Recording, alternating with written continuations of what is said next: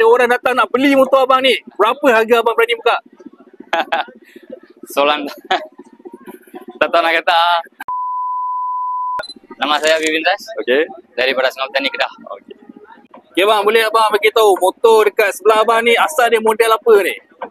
Model dia Y15ZR. Y15ZR. Ya. Okey, so boleh abang cerita sikit konsep motor abang ni? Konsep kita buat Predator. So kita buat airbrush, full airbrush untuk Predator dengan campur sekali dengan Tailuk lah. Okey. So kenapa pilih design Predator ni? Sebab saya tengok kurang, kita tengok airbrush macam ni.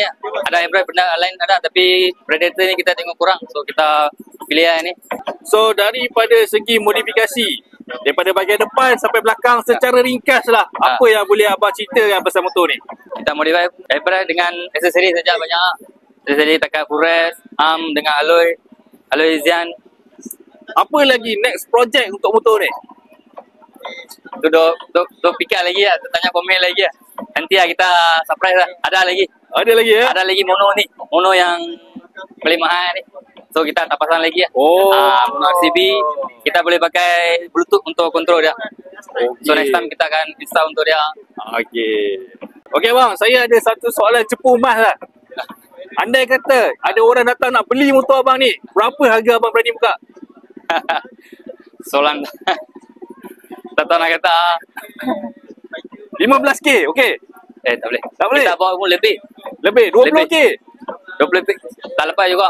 Kita campur motor pun dah 12k. Bawa saja pun 15k dah. Tak lepas. Tak lepas. So masih orang kata belum rasa niat nak jual lagi ya, tak ada lagi lah. Okey. Cover set saja airbrush ni agak-agak berapa bang?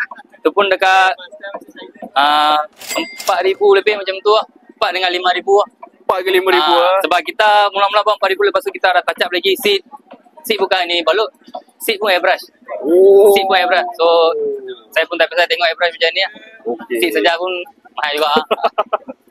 Okey. So barang paling mahal sekali kat motor ni apa dia bang? Kau set lah. Kau set? Kau set. Dengan mono lah. Mono tak pasang lagi lah. Kau set paling mahal.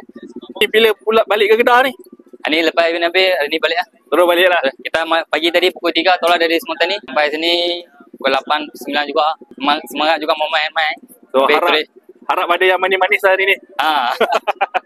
Okey bang, terima kasih banyak bang. Baik, terima kasih. Alright.